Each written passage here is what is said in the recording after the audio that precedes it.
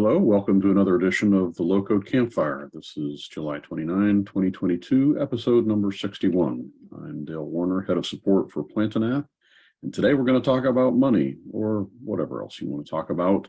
But this last week we talked about Stripe and the Low Code Cafe, and so there's opportunity to continue that discussion, plus anything else that makes sense to get into. This is an event we do for our community every Friday. It's a all skill levels event, but opportunity to talk, to share, to get to know your fellow low code engineers, and oftentimes to get help and answers to questions. We record these, so they're out on youtube.com/plantin', and they're on the Low Code Campfire channel. There's lots of other great content out there as well, but this is what we're 60 odd episodes in, so lots and lots of great discussion and content.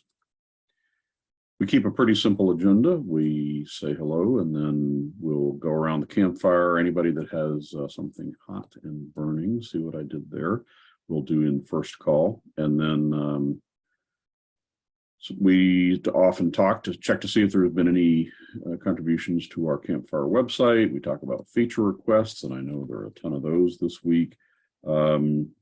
We'll talk about submitted topics, and there's at least one of those. And so, and then sometimes ghost stories. After an hour or so, we'll turn off the recording and do our Afterglow segment, where if you haven't said something already, that would be a chance to get involved and say whatever.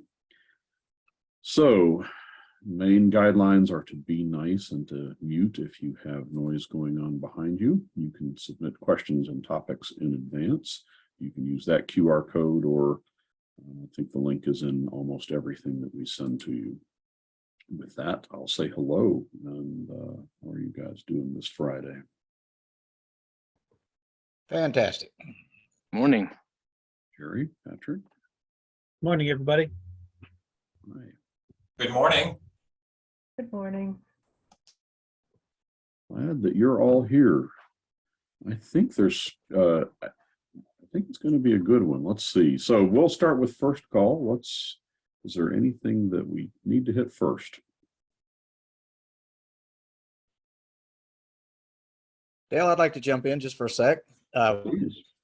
First of all, thank you for having me again. Sorry I missed you last week. I was enjoying my anniversary vacation with my wife in Bermuda, and it was a wonderful place. Had a great time. And I'm sorry, and you didn't tune in while you were in Bermuda? I did. There's not. internet in Bermuda. Yes, there is. And I actually thought about you at the moment in time that I should have been on the call. I did recognize that this is where I would normally be, but I would send you a picture of where I was, but it would make you all jealous. It was a secluded beach with my wife, and I just wasn't going to disturb that moment. So Sure. with that said, one reminder, the maps, Google Map interface on late versions of Plantin' app. My email is coming in a little strong with people wanting guidance on that, and there's not a whole lot I can do until we figure that one out. No worries, but just wanted to kind of ring a bell on that. And my real question for us to offer me some guidance on, and this is a quick, easy one. The Plantin' app, for lack of a better term, I forgot what we call it, but we'll call it the college or the school system. Yep, the academy. Yep. The academy, thank you. I had held off on putting my son into that academy because there were some upgrades and some things about to happen to it, so I kind of put that off. Well, that's about to come back into serious focus. I have him very well trained on SQL now, and about ready to show him the how we do things inside of Plantin' app versus the old school way. And I was just wondering where we stood on that academy, and would now be a good time, or should I delay another week or so? Just looking for a little guidance on that. Okay. Well, I'll give my opinion, and Patrick is most heavily involved with Academy as well, so he can correct me where I'm wrong. We have been going through and updating the videos to more closely match. A lot of the videos were made in earlier versions, and so there's a few things that we've changed in the interface, things like that. So we're in the process and most of the way through. There are some places where in the videos when we've changed the name of an action or things like that. On the same page where you look at the videos, you can see that, hey, we said this, but we really mean that because it's changed. And so as far as we're concerned, all of those are up to date. You can follow along. It will all work. But with those caveats, watch for the notes. Very good. And because I'm fluent in both old school and new school Planter app, I could get him through that process real quick. If there was a screen change or something like that, it'd be no problem at all. And I would add to that, we are becoming more and more aggressive with office hours. We currently 3 times a week, there's opportunities for anyone who's in the academy to chat with Patrick or I or other members from the team. So all you got to do is sign up for office hours and we'll be there. I suspect he's going to call you because you're going to answer the phone a lot faster than us, but there's still 3 times a week that you can get live. I will be the first line of defense. And then when it goes over me, I'll call you guys. We would be happy to welcome Ryder into the family. Thank you very much. Okay. Well, I'm going to go silent for a little while. I don't have any problems or issues. I'm good. I'm going to we're actually doing some programming together right now. We're going to watch the show, and if you need me, just yell my name. Perfect. All right. Thanks. Your name is going to come up because there was a separate question about drag and drop, and I'm going to give you credit for what you contributed, but you don't have. No worries. Thank you. Thank you. And if I can offer any intelligence on it, which will probably be minimal, I'll be more than happy to try. Great. All right. Who else has a first call?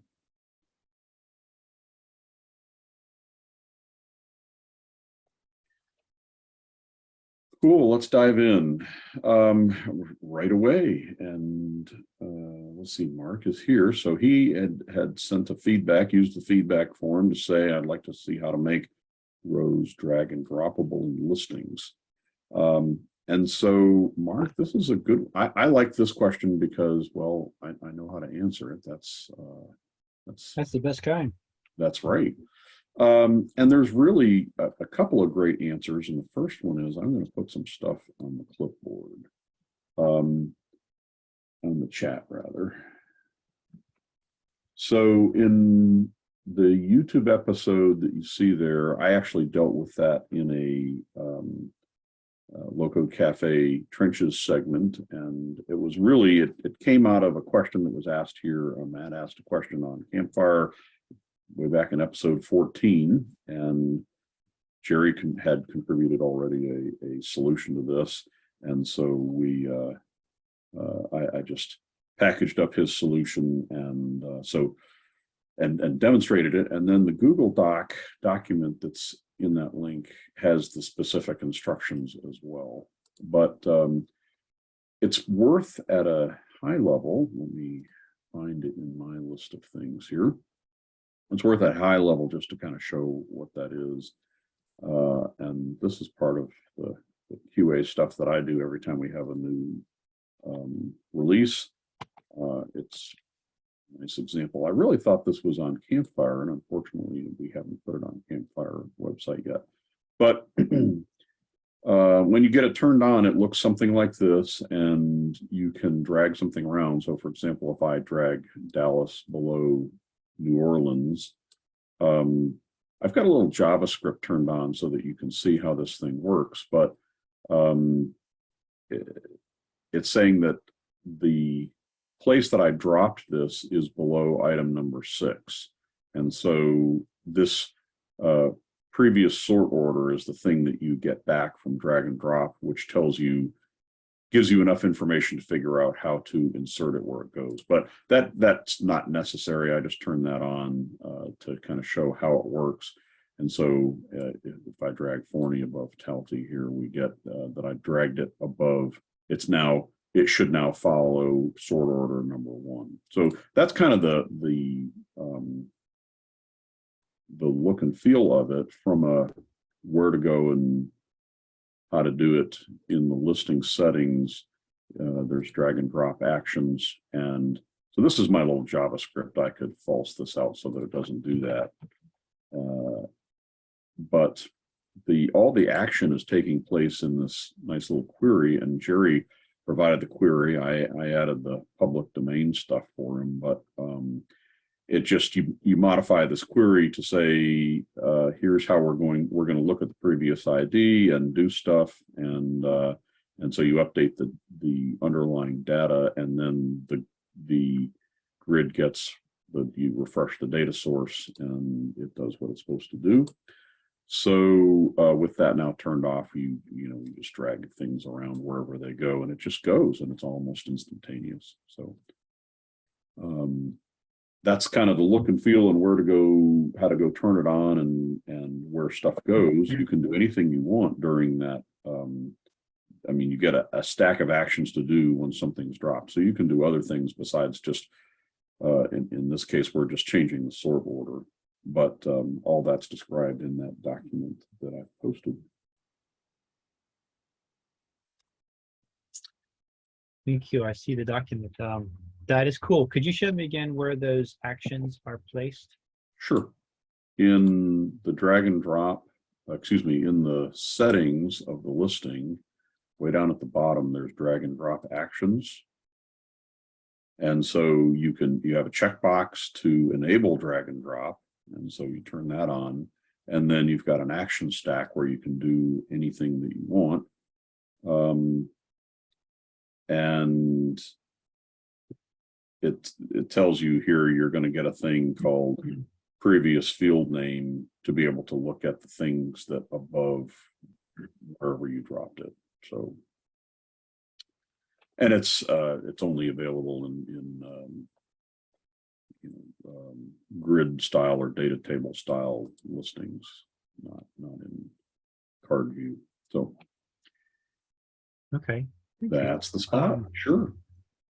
Yeah, I haven't tried that yet. I'm looking forward to that. If your data is in SQL in a table someplace that you can get to, it's real easy. You're working with a sort column and you reorder things. You just change the numbers. Right. That's And great. then, yep.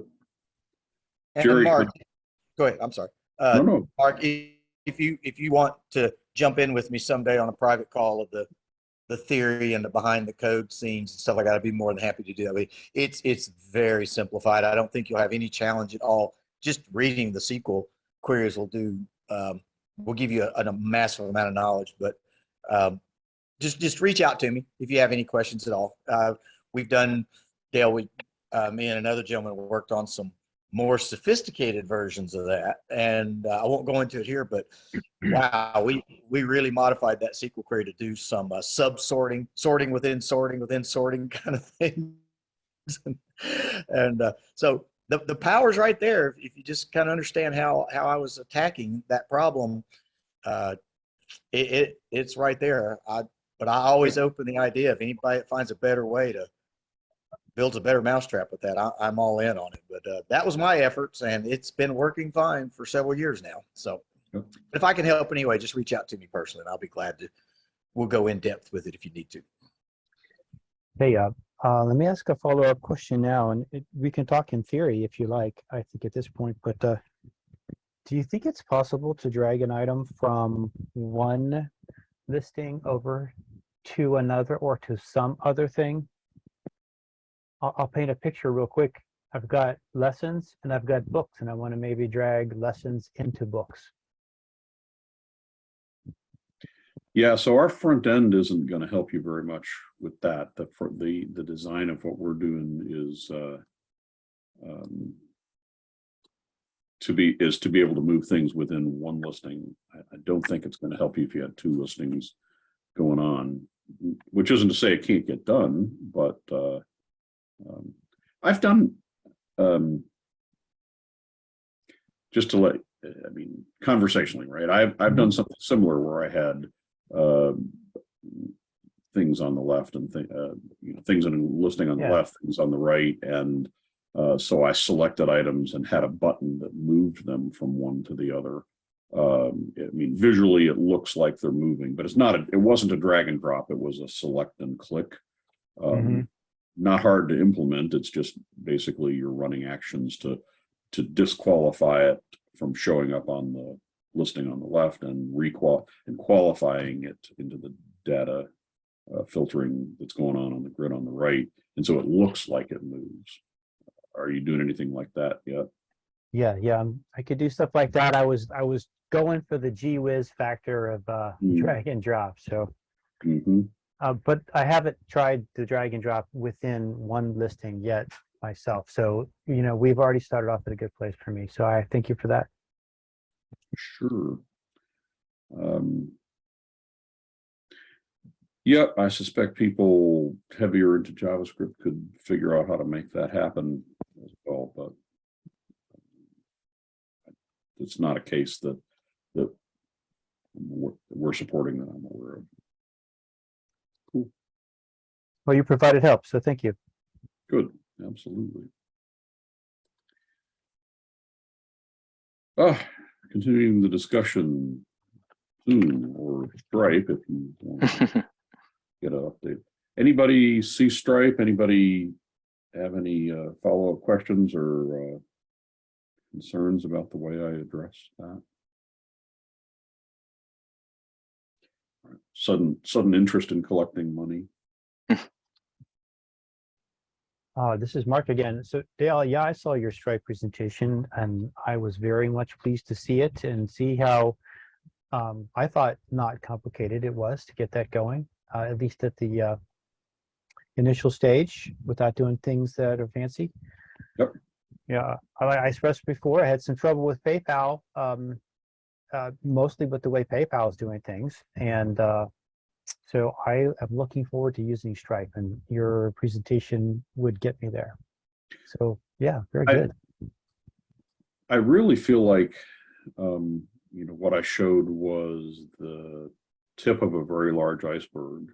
Because when I started taking a look at all that Stripe offers, I mean, I was just into the payments section, and there's so much more in payments, but then they have so many other things. So there seems like there's a lot of support for essentially helping you run your business,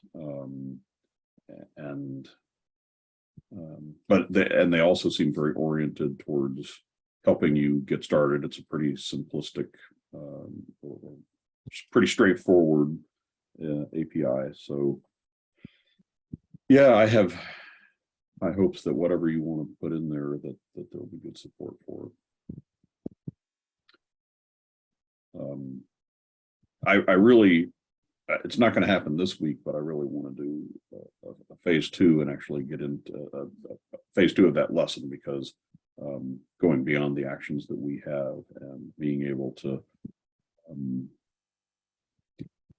do more and automatically, for example, maintain a subscription or respond to what a user does with a subscription, that seems very timely and for what thing people want to do on websites if you're selling any kind of month-to-month or week-to-week kind of service.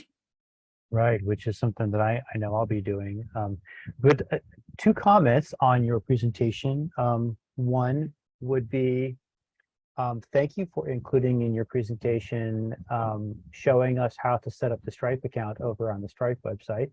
I think a lot of times a person would be tempted to just show the your software side of things, and if I am following the directions, I would also need to do the Stripe side. So thank you for that. Secondly, is the question, and that is, why in Stripe do they want us to set up a organization or a customer account for our customers there?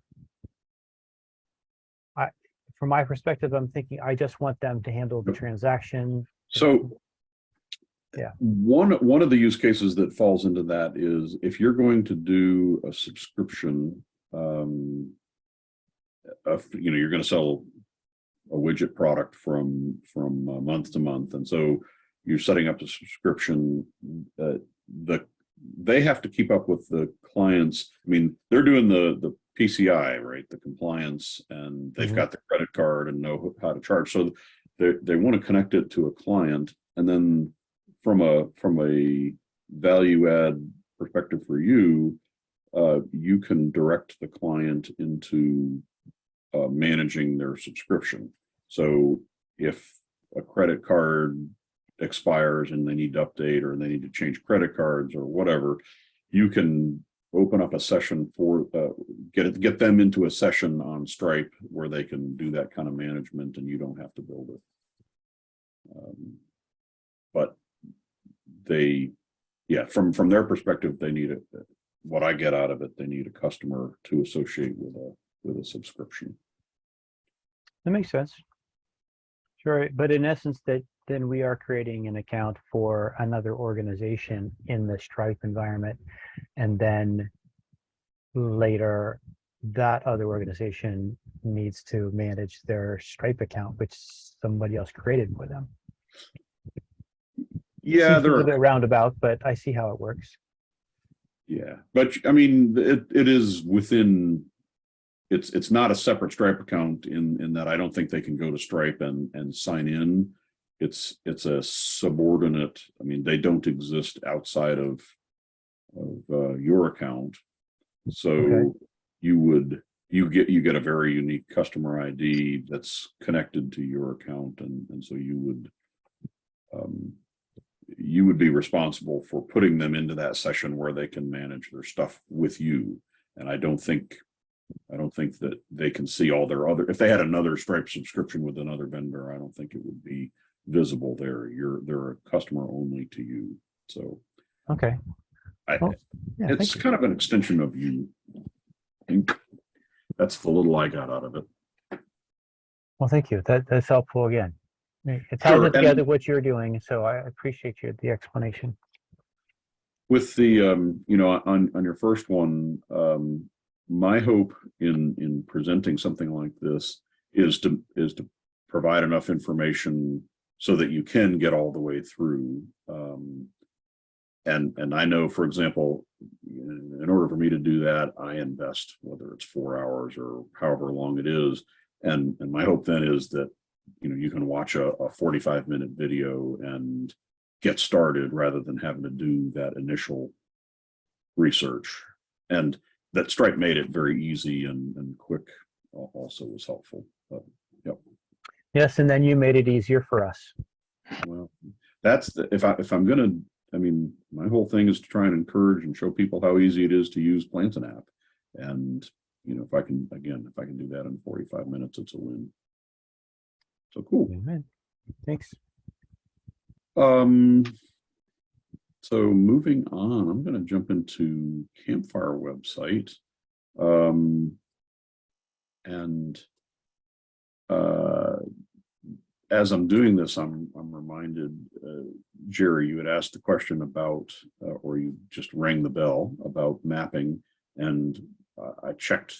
Well, as you were talking, I checked. It's high up on our list, but we only have so much. Anyway, I don't want to sound. We only have so much resources working on solving those things.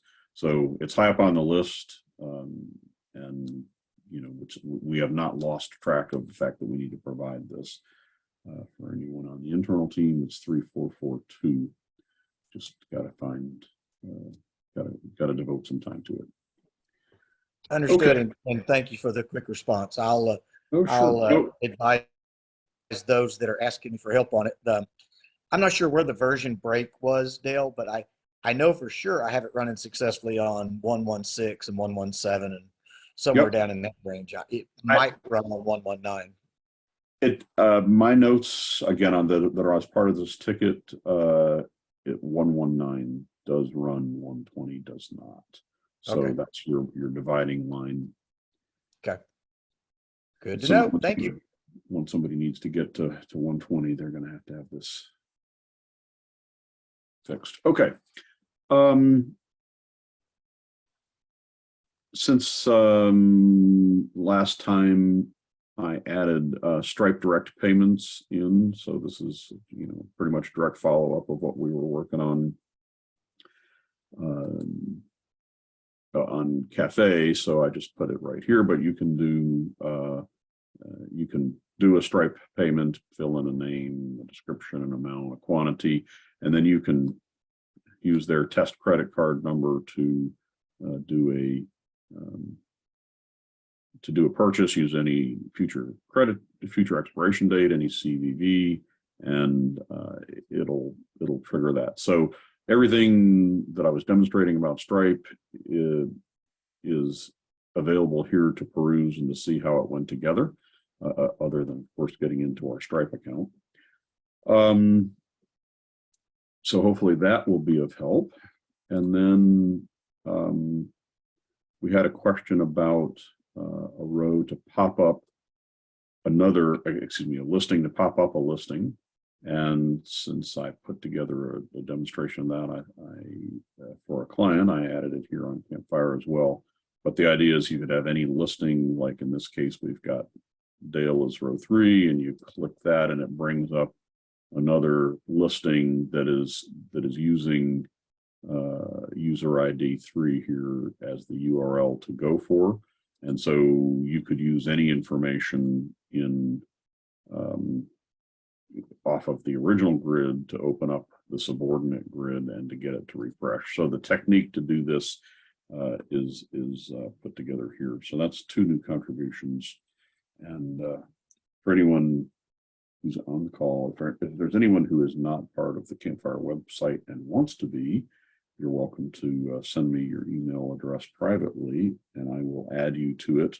The idea behind here is that we just this is a common shared website that we use and add minor solutions, parts and pieces that somebody else might find useful, and implement them so that you can open them up and see how they work. So that's the theory there. Okay. I'll find my way back to the presentation here. There were a ton of feature requests. Here's an opportunity. If there's anybody, before I go on a feature request, if anybody's been holding back on a question, let me know. Other than that, I'm going to dive into these for a little while.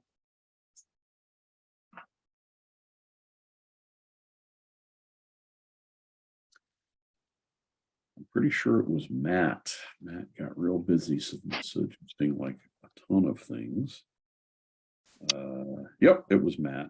Okay, so your opportunity to defend your actions or to lobby for votes. So first of all, I have a guilty party that also was associated with these requests, Mark. Yeah, go ahead, throw them under the bus. Oh yeah, absolutely. Oh, so anyway, where would you like to begin? Top one? Well, let's see. I think I have them all on the screen. If there's, I'll leave it to you. If there's something you're more passionate about than others, we can start there, but we just work our way through. There was one, okay, the add a listing equivalent of the action form open pop-up by ID, where you can set in the module ID, the parameters, and so on and so forth. That is a great capability of that you can use with action forms. And I think, you know, you showed the pop-up grid earlier, a listing from a listing. The ability to do the same sorts of things where you just pass it all kinds of parameters, whether they're display parameters or whether they're you know, used in your underlying SQL, that would be terrific. And I think, you know, you're almost there with one of the pop-up by grid actions that you have currently. So it will be just more of an extension of that. Okay, so for clarity, do you think that are you actually wanting a JavaScript action, or you want the capability? It doesn't have to be JavaScript. If it were an action, you'd be happy. What are you thinking? Well, I think that I think the answer to your question is yes. But whichever one, I guess from my perspective, knowing that your development plate runneth over, I would just say whichever is more efficacious for you to get to market. That would be my answer. So, Matt, have you figured out a way to make it happen the way you want? Because I mean, we have the ability to open an action grid in a pop-up, but we can't. But I know in both the action and the on the JavaScript API, there's not the params option. What I've done, and I agree with you, the params option should be there. But what I've done is I've just sent params to the URL, which works as long as the the grid that you're opening is on the same page, which it has to be to do the open by pop-up. So that's a kind of a workaround, but I agree with you that it'd be better if the params were, if you could pass the parameters in the actual call. Yeah. So yes, I have. First of all, thank you, Patrick. Yeah. Yes, I have done that where you do the update the query string with JavaScript, then you call a pop-up. So yes. But it would be the thing. That, this one is compact. It's efficient. It's one line.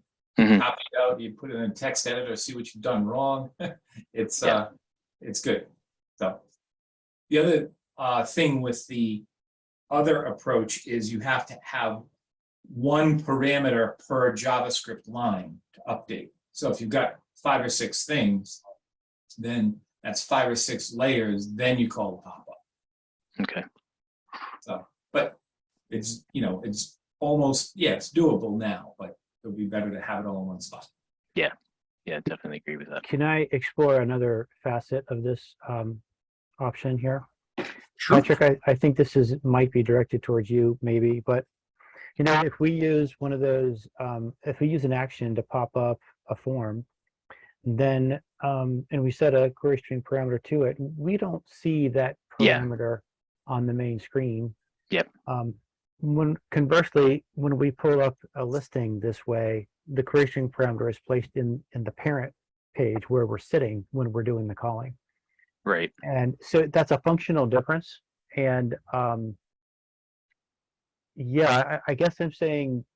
And it starts expanding your URL unnecessarily. Correct. Yeah, it does. It exposes more IDs and such that you prefer to have hidden. And so the action form pop-up way of doing it seems to be a better way. And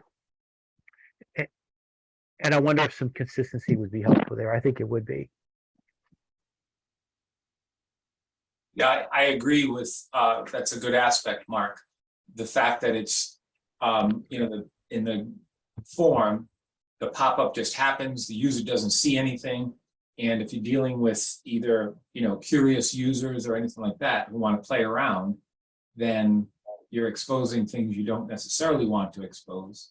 And that silent call is a good thing. Definitely.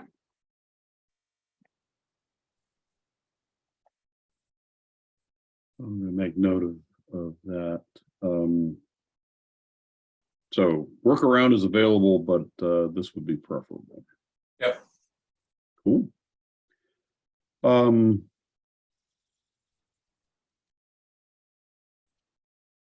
Refresh here. Yeah, you want to take the top one, Dale? This is a neat one, I think. The reference doc that you have is great for the JavaScript calls, but I couldn't edit anything and put anything in there like tips, tricks, do this but not that, and by making a version, a community version, if you would, that's editable. I think that would be could be helpful as we use these things, just like the Campfire apps themselves. They're a fantastic resource. This too could be even stronger. Now I understand you don't want everybody and their mother editing, excuse me, but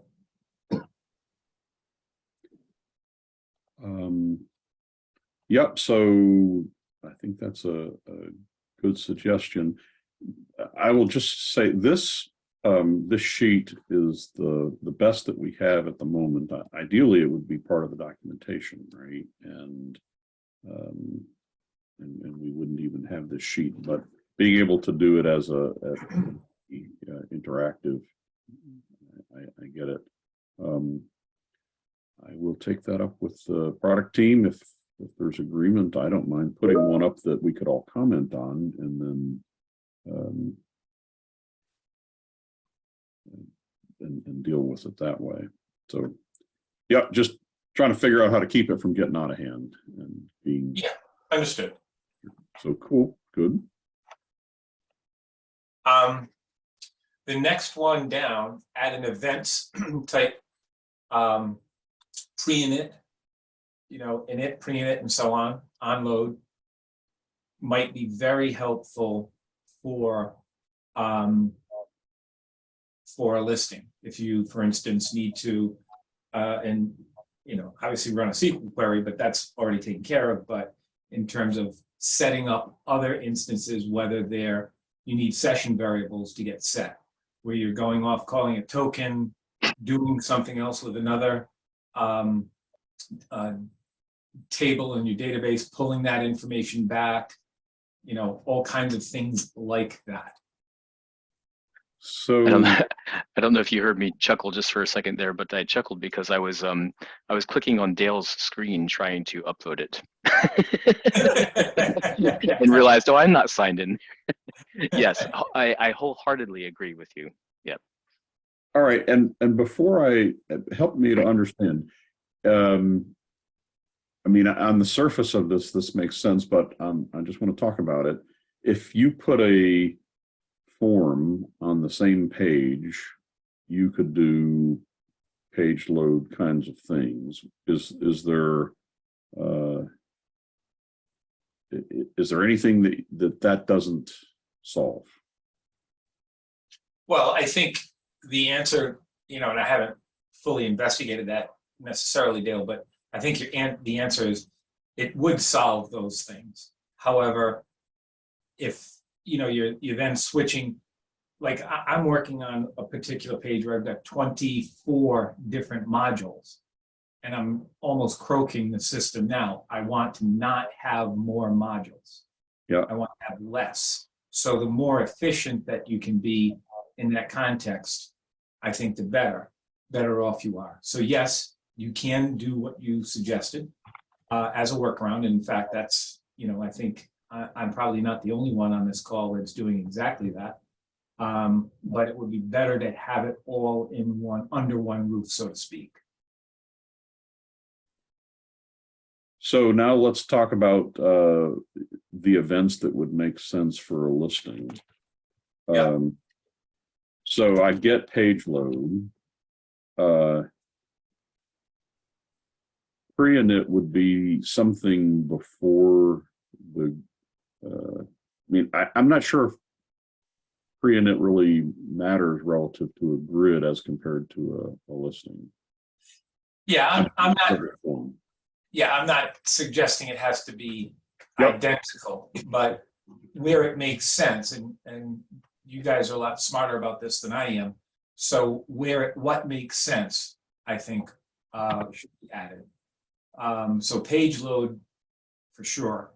And I'm just, if we're going to talk about them, I'm just trying to pick your brain before we get into it. I mean, yeah, we could make stuff up, but what do we really need here? So, well, I think page load would be a very good one. And I don't, not having explored the context, how it might be used, I'm not sure about the other two. But that certainly would be would be very helpful. I don't know if anybody has any other thoughts on that. So I'm throwing one out here as an idea: pre-data source refresh. Mm-hmm. Basically, if a refresh is triggered to be,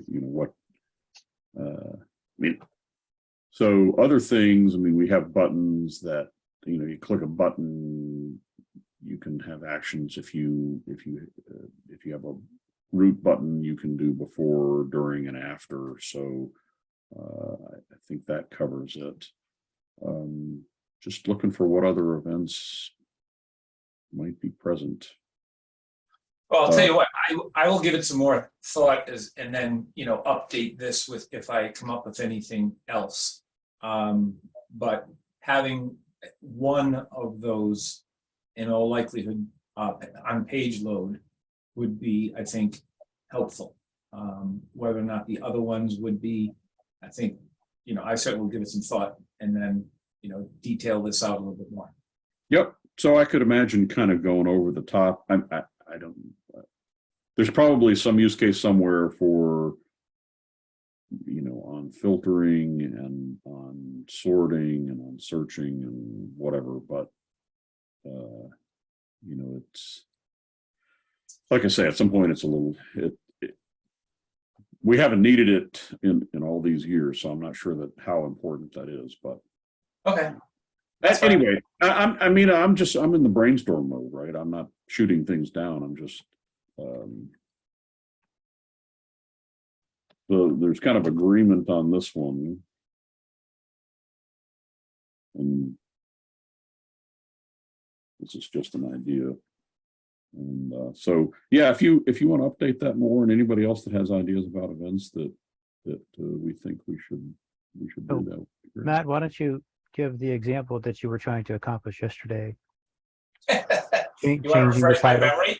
Still changing the title of the listing after it Yeah. was updated. Well, I think that's okay. So in the case of, let's say, think about a pop-up of a listing, and this may or may not fall under this particular one, but I was at, just for example, I was at my dentist office, and while I was waiting, I was just watching the technician work their patient management system. I had all of my items up there. They had probably too many. They probably had 50 different tabs on there. All of them were dynamic. The titles were dynamic, so you could see not only the patient information in the tab, but you could see what that function was. So you click on the tab, and it pulls up the patient's x-rays. You click on another tab, it pulls up their appointment history. But all the tabs, and this is kind of going back to what Mark was saying, all the tab titles are all dynamic. Now, for example, I know this is a bit of a gray area, but the ability to, we can refresh a data grid, no problem. Unfortunately, refreshing the title of the data grid for the underlying data it doesn't happen. Whether that's a feature or not, I don't exactly know. So, Patrick, it seems like this is one that's come up recently. Did we enter a case for it or talk about it? Yeah, and that specifically has to do with opening a grid in a pop-up. You have the pop-up title setting, but that's not getting refreshed when you reinitialize the grid. The page actually has to reload in order for that that pop-up title to, yeah. And so we actually have a ticket for that. And yeah, I'm sorry, go ahead, Dale. Yeah, I was just going to say, in the same way, refreshing a data source, I think there's an issue with footers not regenerating also. And so, yeah, to be able to tell a data grid to be able to fully initialize would probably be useful. Yeah, a use case I've got, for example, several, one area of the screen where I've got 3 different tabs. So, and they're meant to go kind of in sequence. So you choose your top level tab, make your choice there. That informs and refreshes the data grid quite nicely for the second tab. However, it's not, as you guys know, the ability to immediately refresh the title and or subtitle. So for instance, I'd like to be able to say, you're working on top level category ABC, and then this, you're currently looking at, when you go to the second tab, you're working on that. That's the choice you made before in case you forget, you get called away to the phone or whatever. And then underneath there, you choose that one. That goes to a third level, which then carries forth whatever pieces of information from the first one or two tabs you've made before into that level and dynamically updates. That way, it keeps the user informed and in context. They don't have to go back and start over, things like that. Mhm. Now, I don't know necessarily if that falls under this feature request, but that's kind of the general idea. Yep. And along with that, open the similar ability for the JavaScript that we were talking about earlier. In a form, you've got all the information. Let's say you're calling a form either from another form or a grid. You pass all the information you want from the grid to the form, and you can use it part of your query to build up, in this case, a dropdown. You can use it to inform the user, hey, you're working on item ABC. You can use it, you know, status indicators. You can use it for your logic. It's really powerful, as you well know.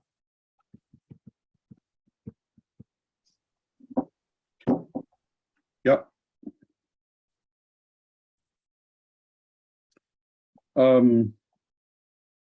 Cool. Do you want to pick any of these others off the form to sync with a URL? I'm going to defer on that one to my counterpart. Partner in crime? Yes, Mark, the floor is all yours. Sure. Which one did you click on here? All right, so if we have a form, it could sync with the URL. Sure. If you have a form on a page and you've changed the URL to show different information, the form could be jump into action just like a listing does when the URL changes. It could requery the underlying data of the form. It could change drop downs based on what was dropped into the URL. I think it's kind of an open-ended, this could be useful kind of thing.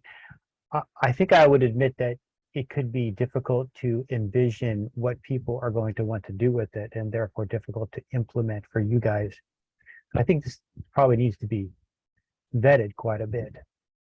Maybe it might be implemented like in stages or in pieces, like the next request down, which was to let one field respond to the URL, like maybe a text box. It could reflect what was thrown into the URL. Kind of an open-ended, this could be useful for a lot of things idea, I think, just like it's used in a listing.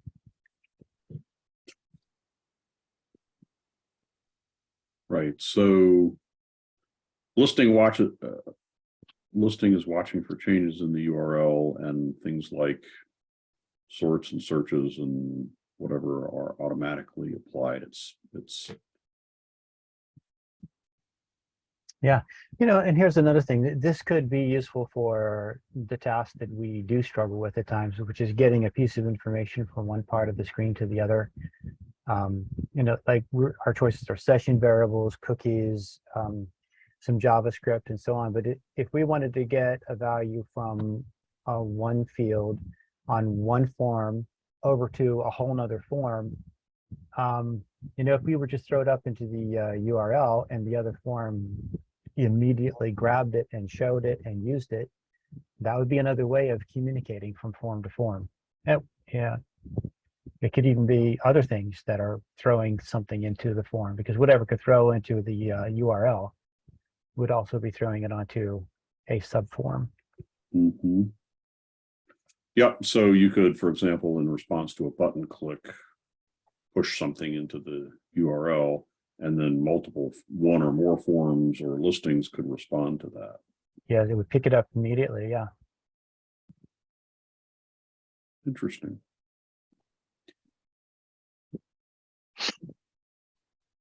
That is an issue that keeps haunting me. Matt and I have talked about it. I'm sure others as well. You're trying to get information when you have a complicated page with multiple forms, trying to get them to be synced with a piece of data that someone is choosing. Each option has its own caveat. You know, it works for this situation, but not for that. And don't try this with it. But you know, this would be another tool of throwing information around on the page. Yep. And I mean, just an observation. I think when I was in my developer role, a lot of times I would just design around moving from page to page in order to accomplish this. And you guys have a passion for developing things that all stay within a page and work, right? Yeah. That's where. And so to do it without a refresh and very light, very responsive, that's where these kinds of things. It's about the user experience. Yep, agreed. Okay.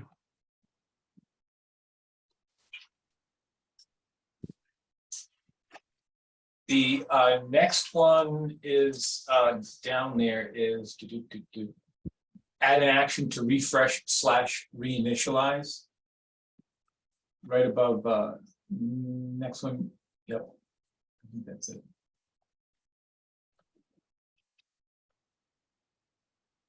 Yeah, so right now, and we've talked about this in a different context, so there's probably a few different ways to go about this. But if you have, for instance, I used the example, and Mark was talking about too, about we're moving from one tab to another. You've got a form and a grid on one and a grid on another. You want to be able to, you know, pass information from, in this case, tab A to tab B, and have the tab, in this case, the listing refresh, but you want it all to refresh, not just the data. Mm-hmm. So a full initialization. Yep. Makes sense. Yeah, there are actions to refresh a form. Yep. Just not. There's no action to refresh a listing.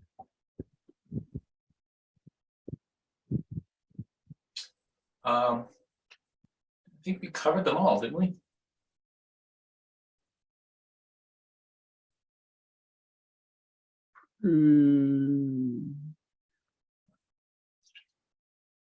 Let's see, this Tab Pro module, reinitializing. Yeah, we haven't done that one yet. Yeah. So this is just really in the same realm to trigger a full refresh. Yep. You know, in that case, where Matt's example of trying to get the title to change on a listing, the listing was inside a Tabs Pro module. If the entire Tabs Pro module were to refresh, then the entire listing module would have refreshed as well, including that title. Yep. So, sorry, one of the things that's difficult for me is that, you know, it's easy to talk about these things. I don't really have much of a guess about how hard or easy they would be to accomplish or what the technical challenges are behind them. So, you know, while I can nod my head, yes, I can't really say, yeah, we can do that.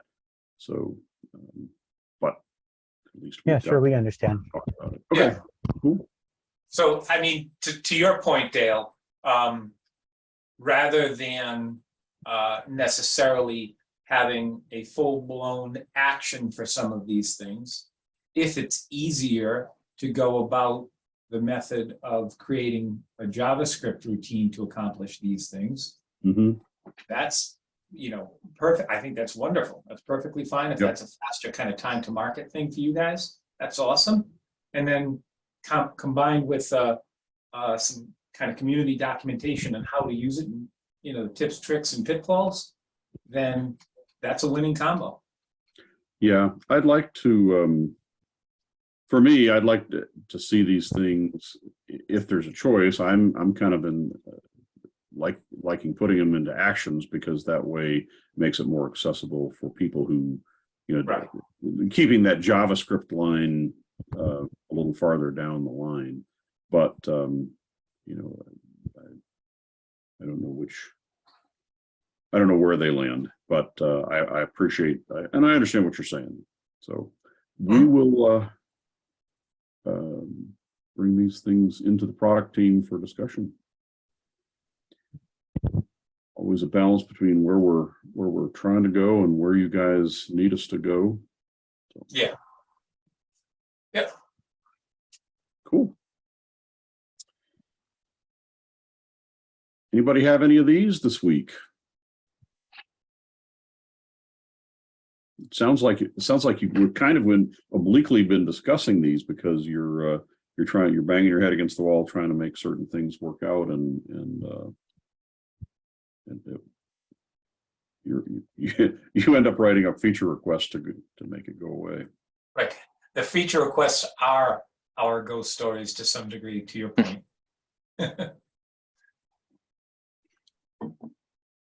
Well, this is not a ghost story. I apologize, but I do have a question, if it's okay. Please. I wonder if the folks in the room can advise how a person, is it possible to have a user scan a QR code and for the website to gain location from that scan? Like, where was that QR code scanned? Where was the person standing when they scanned it? Yeah. Can you grab an IP address, Mark?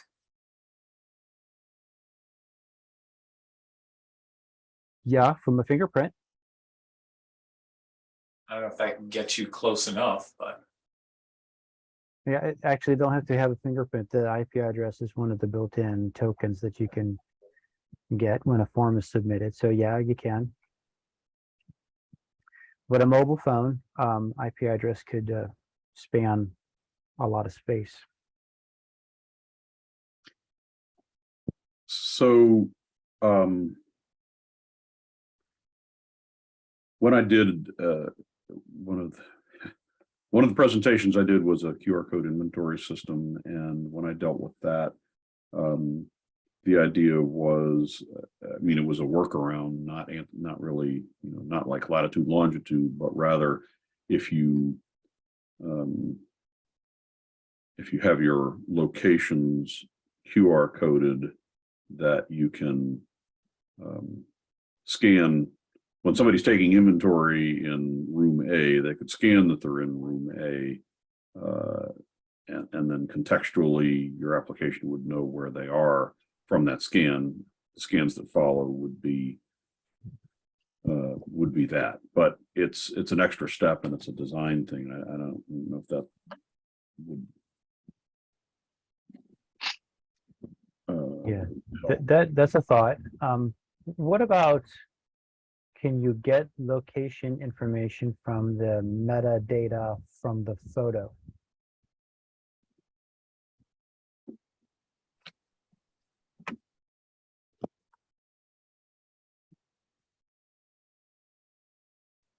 Oh, you could if it was switched on. They would have to have that feature engaged on their device. Most people will. But really, I think you just want to know where that device is, and I don't think it's going to be. It's not going to be related to the taking of the picture. I think you can request, or you can send your location from the device at any stage. You don't have to take a picture. So maybe just to look at how you pick up the location of a device is the way to approach it, and the scanning of the QR code is the event that triggers the request to say, send me your location. Right, I think that an app has permission to grab the location, or could be granted permission to grab the location from a mobile phone. I was wondering if not having an app, but having a QR code location address, where a target address where someone is taken when they snap the picture. If it could then receive a location from that action.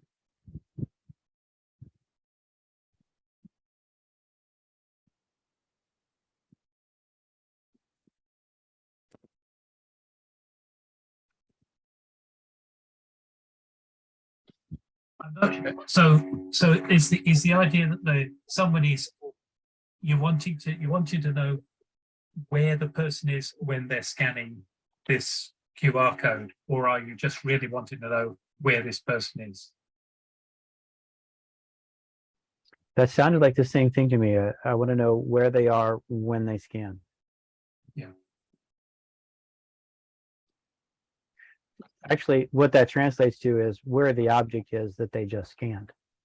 Because if this was a thing location service, and that thing has a QR code on it and someone scans it, then you know where the thing is. Yeah. Unless they've taken the QR code off and wanted off with it and scanned the QR code somewhere else. Or someone's taken a picture of the QR code and sent them a picture of the QR code and they scanned that QR code. Good, yeah, good thought. Yeah, I think IP address is going to be certainly from a mobile device that can be miles away.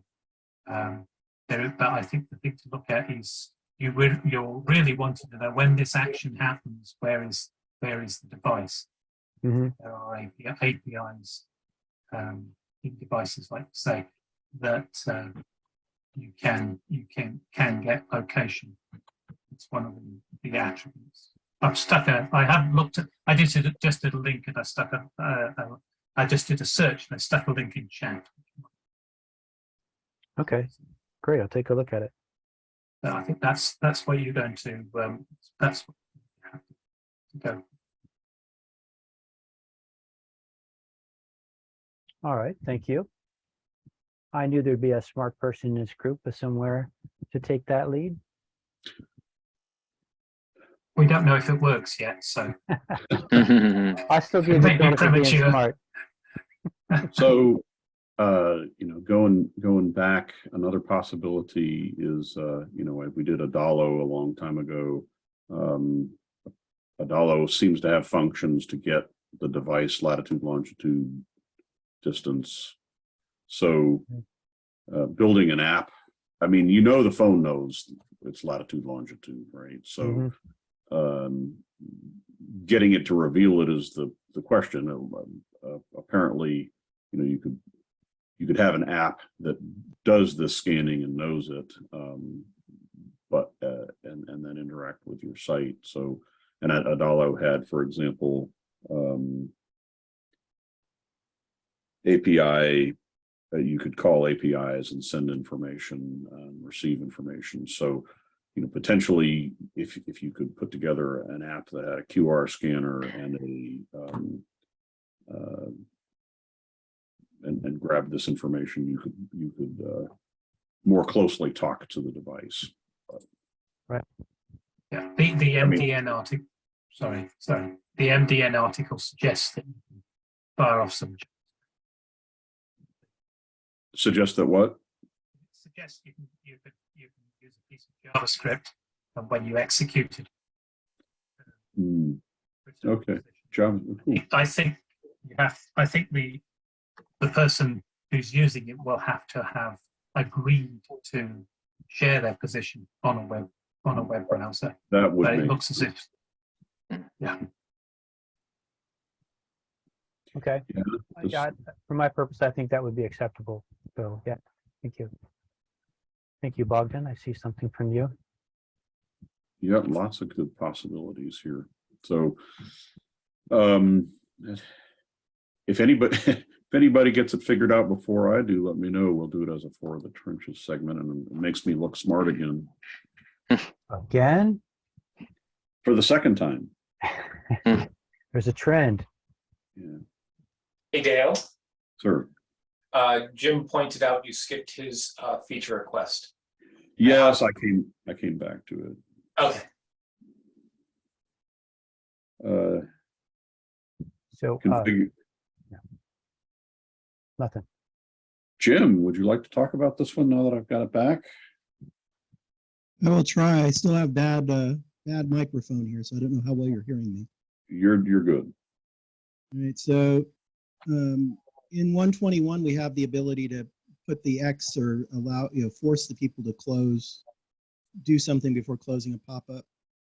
I'd like to see us have that ability on the system generated pop-ups.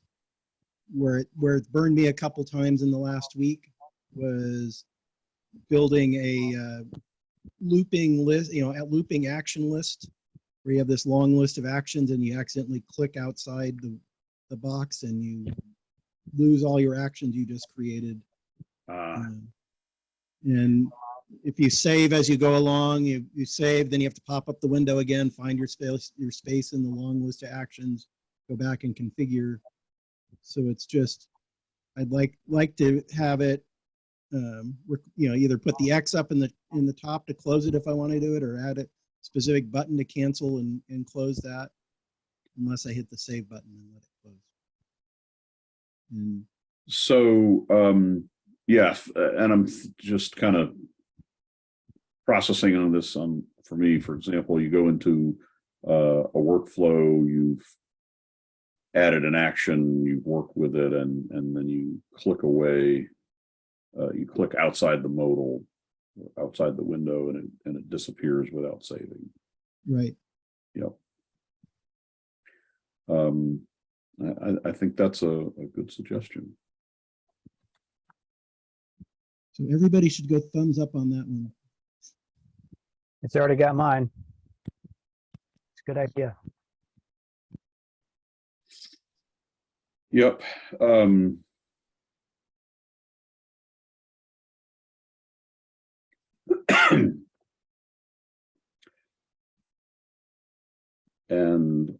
I think the same,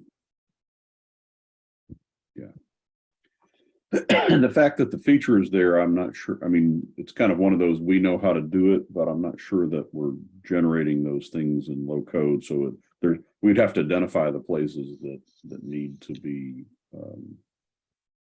changed and implement that same kind of code thing. But yep, sounds worth doing.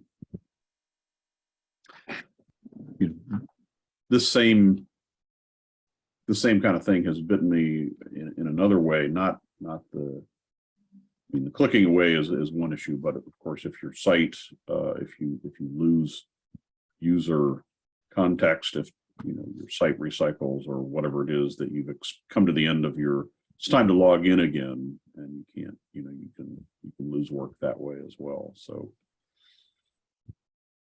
yep. Okay. Oh my goodness, we've run way over. I wasn't even paying attention.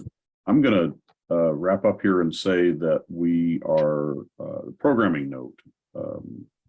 Just letting you know, the second week in August, we're moving to Thursday for that session. So it won't be a Friday on that particular week. It'll be a Thursday. And hope that you'll still be able to make it. And with that, we will say thank you for joining us on this recorded session, and hang around for a few minutes. We'll do Campfire. Thanks all.